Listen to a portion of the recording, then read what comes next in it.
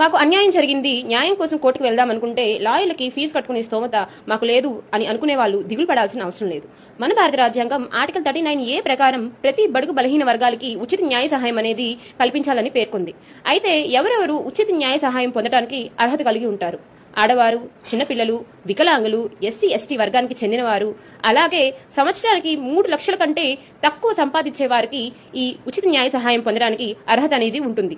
అయితే ఉచిత న్యాయ సహాయం కోసం అప్లై చేసుకోవడం ఎలా? దీనికోసం మీరు ఆన్లైన్లో అయినా ఆఫ్లైన్లో అయినా అప్లై చేసుకోవచ్చండి.